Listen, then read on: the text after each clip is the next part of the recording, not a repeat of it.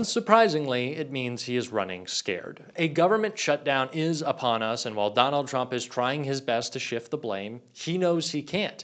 He also knows that the man who claims to be the greatest negotiator in history can't strike a deal because he's out leveraged at this point. And so Donald Trump, in a time of panic and crisis, has decided to run away. And we are going to get into all of it. But before we do, if I could quickly ask you to leave a like on this video. And if you haven't already and you enjoy our channel, to hit that subscribe button because it goes a long way in supporting our work. Now, before we get into how Donald Trump has run away, how he's hiding away, I want to start with the latest you need to know about this shutdown from Senator Chris Murphy.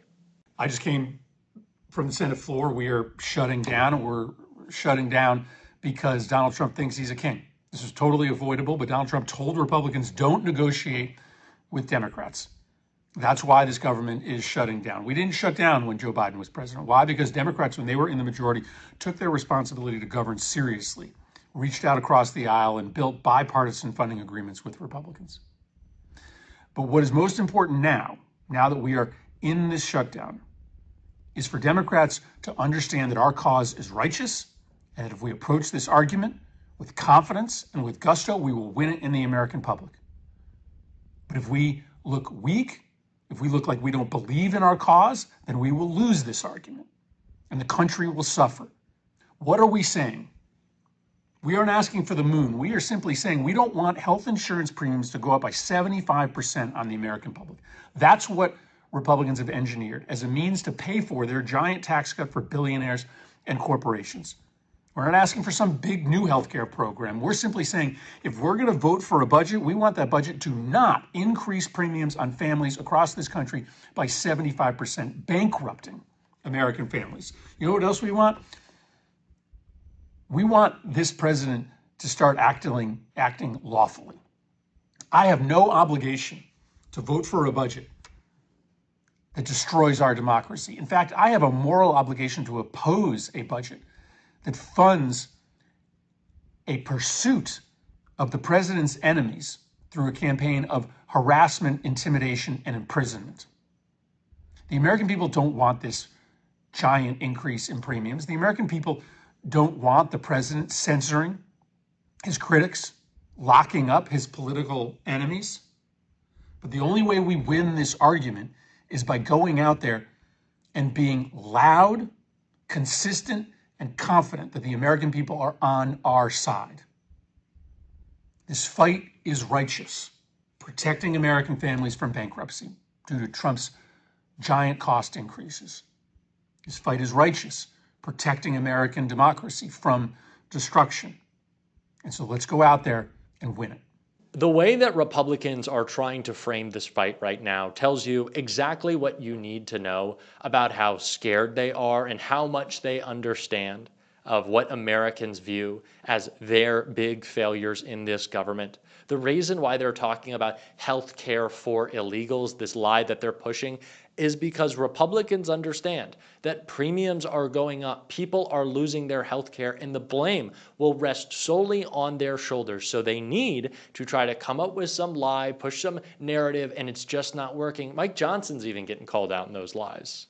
And $185 billion has been saved already in fraud, waste, and abuse. So basically, what you did was narrow the eligibility for certain people to get access to the ACA subsidies. What they want to do is undo the changes that Republicans made in that. But basically, wouldn't that only affect people who do have legal status, people who are refugee seekers here in the United States, asylum seekers here? Those are two totally different issues. Now, they've created this as a new argument that they have as to why they should not keep the government open, but they're arguing a December policy debate for a September funding issue. The subsidies that you're talking about don't expire until the end of December. No. Those are the subsidies for just everyday Americans. That's one thing that obviously has been the main premise of their argument. But you're saying they want to give free health care to people who are in the United States illegally. That is exactly what the effect will be. But when I looked at it, there's a little nuance because they want to undo changes that y'all made, narrowing who is eligible to get that. Those are people who are refugee seekers, asylum seekers. They're not technically people who are here illegally, just cross the border. No, this is exactly what will happen. And Maxine Waters admitted, I think accidentally today on the House steps, they want to give health care to everybody. But Maxine Waters is not in charge. She's not the one. She didn't write this proposal. She's one of the senior leaders in the House, and everybody should Google it and read their counter proposal. But you see yourself. my point, right? You're making this argument that they want to just give health care to everyone who's here illegally. This is not for people who cross the border and don't have paperwork. These are people who have temporary protected status, right? There is no proof to what they're saying. They have no leg to stand on, and they have no negotiating power. It's the reason why Donald Trump is hidden away, and we're going to check that out right here. Leader Jeffries tells reporters there's been no contact with GOP leaders since the shutdown started. Republicans have shut down the government because they don't want to provide health care to working-class Americans, and then they're running around the Capitol, now lying about it. So Donald Trump, since this shutdown has started, hasn't said a word to Hakeem Jeffries, to Chuck Schumer, to any Democrats. He's just hiding away, scared, and panicked. That tells you everything you need to know. And that shows exactly why Democrats need to take this moment to be loud. Because while Republicans, sure, they're pushing their lies, but largely they'd like to stay away from this conversation.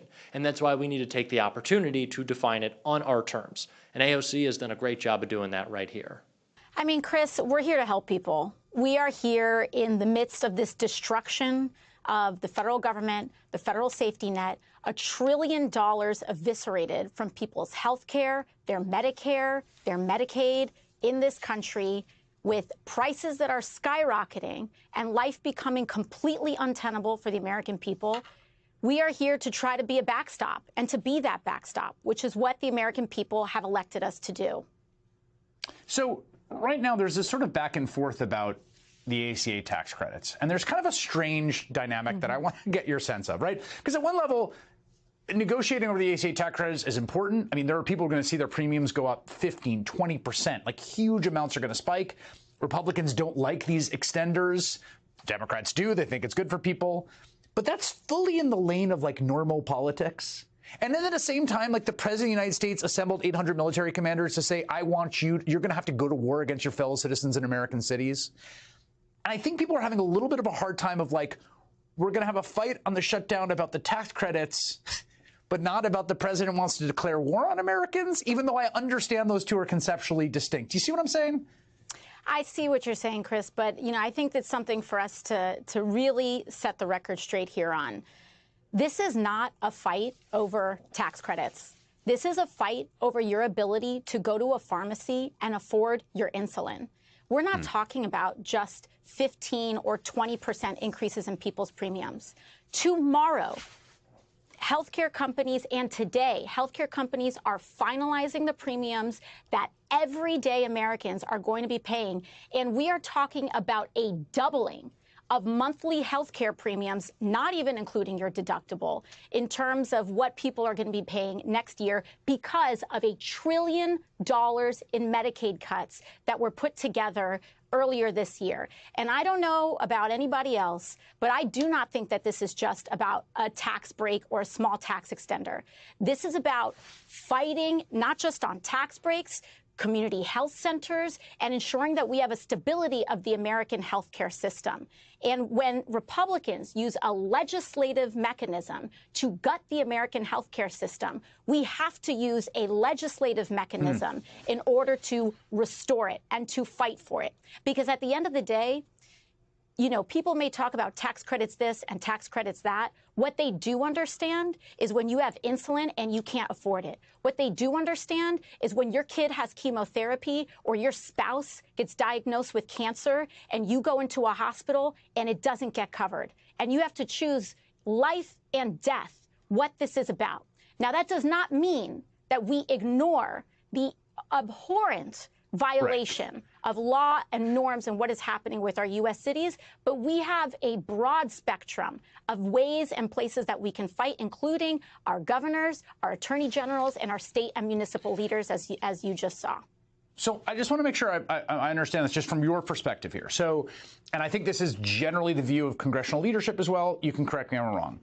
If there was bipartisan compromise, right? If everyone came together, the leaders of the parties, the president, and said, yes, these 5 things, we're going to make sure that these premium supports keep going.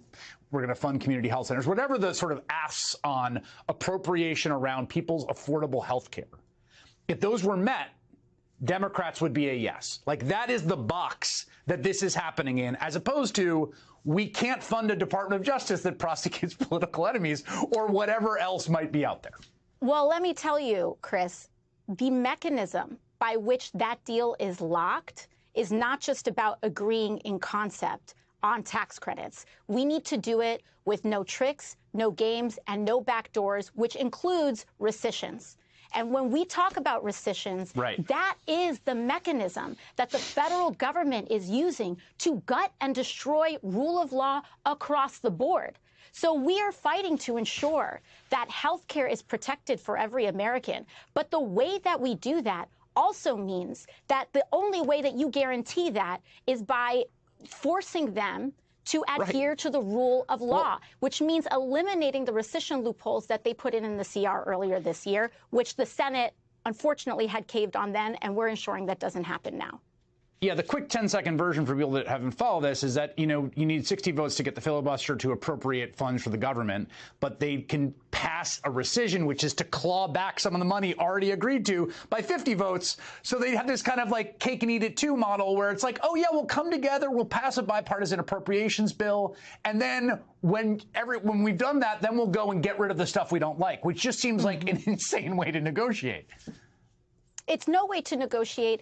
And again, we don't even have to get into the technicalities of this. But what is important to understand is that the way that you honor an agreement and the way that we honor our fight for health care and to define and to also protect everyday Americans' ability to afford their health care, to cover their kids, to defend Medicaid. Those are the same mechanisms that we use to defend our rule of law, to defend the federal workers that we are trying to protect in this shutdown. You know, Donald Trump is trying to play this bluffing game of, well, maybe what we're going to do is hold all the federal workforce hostage and fire everybody. Donald Trump has been firing everybody. We saw this with DOJ. We've seen this at the State Department. We've seen this at the Department of Justice. They are firing everybody. They are completely eliminating the federal workforce. And in order for us to stop this madness, we have to put a stop to it, and we have to stop enabling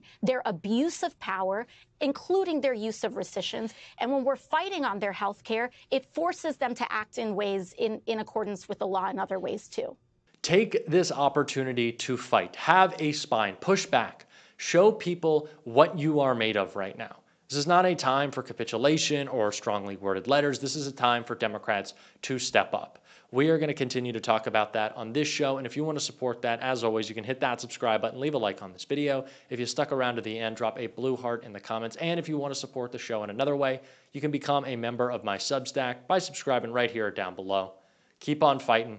Don't let them silence you, and until next time, I'll see you soon.